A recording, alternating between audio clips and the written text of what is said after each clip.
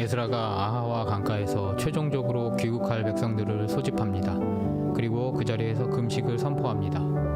4개월가량의 여행을 앞두고 체력을 비축해도 모자를 판에 금식을 선포한다는 것은 얼핏 이해하기 어려웠습니다.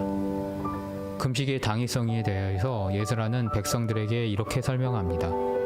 아닥사스다 왕에게 귀국 윤호를 청하면서 하나님께서 은혜의 손길로 길에서 적군을 막아주신다라고 말했기 때문에 호위 병력을 달라고 말할 수 없는 상황이기 때문에 우리가 금식함으로 말미암아 하나님의 도우심을 간구해야 한다라는 것입니다. 이렇듯 모든 주어진 조건이 녹록지 않았습니다. 모집 인원조차도 1차보다 턱없이 적었고요. 설상가상 황제에게 바랄 수 있는 도움도 한계가 있었던 것입니다. 그러나 에스라는 이 일을 진행하시고 이끌어가시는 하나님께 간구와 응낙하심을 구하면 돌아보신다라는 기본적인 사실을 기억하고 실천하였던 것입니다. 이런 결핍 속에서 우리는 의외의 소득을 또한 발견하게 됩니다. 다윗과 솔로몬의 시대를 지나서 하나님을 잊고 패역하여서 징벌을 받은 이스라엘 백성은 바벨론이라는 연단을 거쳐서 이제 다시 재출애굽하는 시점에 그 모습이 바로 모세 시대에 소박하지만 하나님의 권능에 잡혀있던 그런 모습을 떠올리게 한다는 것을 발견하게 된다는 것입니다. 이것은 바벨론 포로기를 겪음으로 얻게 된 심령의 가난함 속에서 나온 것입니다.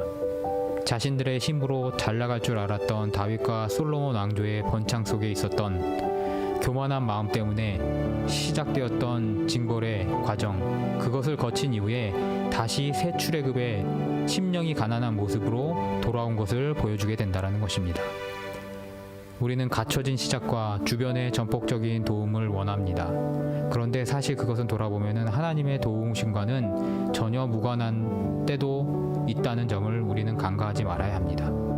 그리스도인의 인생은요, 성공의 유무가 아니라 그 과정에서 심령이 가난하여서 하나님 앞에 도우심을 간구하고 거기에 무릎 꿇음에 있다라는 것을 기억해야 한다는 것입니다.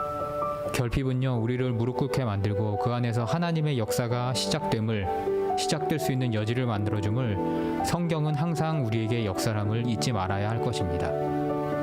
다음으로 이제 에스라는 12명의 제사장을 성별합니다. 이들에게 하나님의 성전을 위하여서 페르시아에서 모금해준 금은 그릇들, 기명들을 나누어서 조심히 운반하게 합니다. 여기에 기록된 기명을 현대 금액으로 환산해 보면요, 1조에서 1조 5천억 정도라고 그렇게 이야기하는 것을 보게 됩니다. 작다면 작은 1,500명의 귀한 자가 호위하는 군대도 없이 옮기기에는 녹록지 않은 양이었습니다. 당시 동방의 최고의 메트로폴리탄이라고 불리었던 바벨론에서요, 이런 군사적으로 취약한 움직임이 소문나지 않을 수 없었습니다. 그리고 근대 이전까지도 여행이라는 개념이 없다시피 할 정도로 마을 밖이나 성 밖은 크고 작은 폭력에 목숨을 내놓고 나간다라는 것을 의미하게 된다라는 것입니다. 자칫 잘못하면은 영화의 소재로나 될 법할 만한 걸어다니는 보너스 신세가 될 수도 있는 그러한 큰 금액이라는 것입니다. 때문에 에스라는요, 분산해서 운반 부담과 위험 요소를 줄이는 방법을 택한 것 같습니다. 또한 그런 안전장치뿐만 아니라요, 중간에 운반자들의 착복이 있을 수도 있기 때문에 그들에게 운반자로서 성별의 의식과 성물에 대한 개념을 찾도록 의식을 정확히 심어주었던 것을 보게 됩니다. 이 여행길, 귀국길 4개월간의 길에 대해서 자세한 기록은 나와 있지 않습니다. 그러나 그것이 우리에게 더욱 은혜를 끼치는 것을 보게 됩니다. 단 한 줄, 대적과 매복한 자의 마수가 있기는 했다라고 단 한 줄 기록되어 있지만은요, 그것에도 불구하고 하나님의 도우심으로 큰 사고 없이 도착했다는 은혜로운 기억만 에스라와의 공동체와 우리에게 남는다라는 것, 그것이 바로 우리가 받아 누릴 은혜라는 것입니다. 이들은 예루살렘에 도착하여서 피곤을 풀고 곧바로 하나님 앞에 성물을 달아드립니다. 12지파를 상징하는 배수의 제물들을 드림으로 안전하게 인도하신 하나님 앞에 기도 응답에 대해서 감사합니다. 지나치게 허술하게 보였고요, 감당하기 어려울 만큼 큰 임무였지만 하나님의 손길의 인도하심으로 이 모든 일을 이뤄가신 것을 백성과 함께 고백하는 과정을 거쳤다라는 것입니다.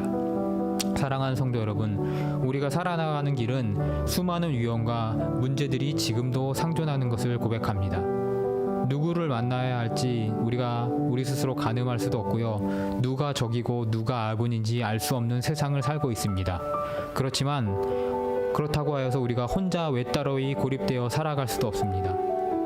이런 상황일수록 우리는 더욱더 하나님께 기도하며 응답과 그에 따른 올바른 선택을 하면서 하나님 앞에 영광 돌리는 감사하는 삶을 살아가야 함을 오늘 말씀을 통하여서 우리는 깨달아야 한다는 것입니다.